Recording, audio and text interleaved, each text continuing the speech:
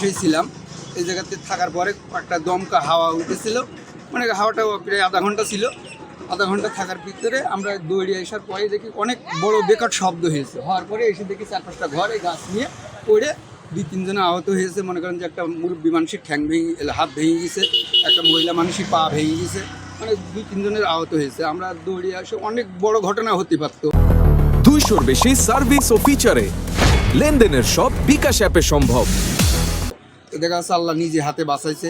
অনেক সমস্যা বলতে 4-5টা ঘর ভেঙেছে। তখন 8টা বাজে, তখন একটা ঝকাশ বাতাস হলো। বাতাস ওঠার পরে হুড়মুড় করে গাছটা পড়ার পরে কেউ ওই গাছের ফুকে পড়তে, কেউ এই বাইরে ছিল হাঁটাফাটা করে, ওই গাছের ডাল বাড়ি লাগবে, কেউ মাথা কেটে গেছে, কেউ পা ভেঙে গেছে, একজনের ডানা ভেঙে গেছে, ঘরের উপর পড়ছে, ঘরগুলো উঠে গেছে, মাথা কেটে গেছে 12টা সিলাই গেছে। তারা এখন হাসপাতাল, এখন এই হাসপাতাল রাখে নাই, যশোর নিয়ে গেছে।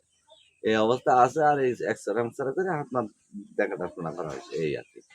গতকাল রাতে ঝড়ে আমাদের মনোহরপুর ইউনিয়নের রাস্তার পাশে একটা বাড়িতে গাছ পড়ে গিয়ে 3টা পরিবার ক্ষতিগ্রস্ত হয়েছে। আমরা ইতিমধ্যে গ্রাম থেকে 3টি খাদ্য সামগ্রী তাদের পরিবারে সরবরাহ করেছি এবং যাদের ঘর ক্ষতিগ্রস্ত হয়েছে, ঘরবাড়ি ভেঙেছে, তাদেরকে আমরা উপজেলা থেকে 2 বান্ডিল করে ডিউটিন এবং সাথে প্রতি বান্ডিল ডিউটিনের সাথে 3000 করে টাকা আমরা তাদেরকে অনুদান দিব।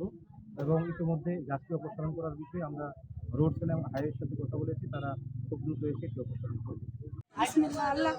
আল্লাহর অশেষ কৃপা যে আমাদের বাসি রেখেছে। আমার ছেলে মেয়ে স্বামী নিয়ে আমরা ঘরে বসেছিলাম খাবার খাবার জন্য।